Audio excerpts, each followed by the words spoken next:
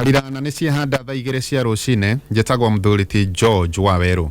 Mutumia ũmwe nĩ arengete kana gake ka ũkũrũ wa mwaka ũmwe na nuthu ciĩga ciako cia thiri mwena wa limuru na gũcoka gwĩthara kũrĩa rĩu arethanwo nake nĩ maobitha a borithi. Wanjiko na riboti ĩyo. Mutumia ũmwe wini mutheu mwena wa limuru kaunti-inĩ ya Kiambu nĩ agegetie andũ thutha wake kũrenga ciĩga cia thiri cia kana gake ga kahĩĩ ka ũkũrũ wa mwaka ũmwe na mĩeri 7 ta ũrĩa tũratarĩrio. Mamake akaulizwa mbona ulifanya mtoto hivyo, akasema hajui. So from there babake akaanza kushughulika na mtoto, hosi akakuwa admitted. So first mbona ako sawa, huyo mdogo ndo alifanywa hivyo. Na wote ni wa huyo baba tu na huyo mama. Already alikata everything, hakuna kitu imebaki hapo. Daktari alikuja akamuona, akasema mtoto ataendelea na matibabu, ndio akisikia nafuu like in the course of 2 weeks ndio wajue watamsaidia vipi. Ũndũ ũyũ wahithũririo nĩ ithe wa kana thutha wake kũigua gakĩrĩra muno na ũrĩa nyina akiuga nĩ kũgũrũ kaunĩkĩte. Kuamka ile anajitayarisha kutoka kwenda kazi ndio mtoto aliamka analia. Ndio kuangalia mtoto akauliza mamake mbona mtoto analia hivyo, akasema mtoto alicheza na wenzake akavunjika nini, akavunjika mguu. From there si akaanza kuangalia mtoto ni wapi ameumia mguu, hakuna. Ndio akamtoa nguo kuangalia mtoto alikatwa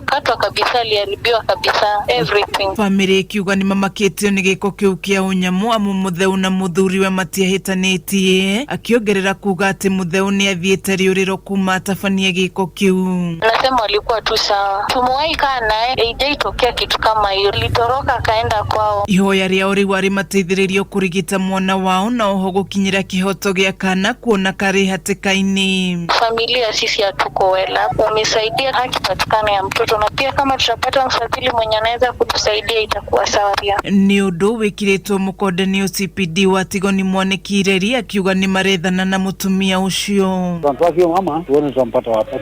Gĩthiĩ na mbere na gũkũgũrĩria marĩa maregariũra kaunti-inĩ ya Kiambu 101.1 FM njĩtagwo Wanjiko. Na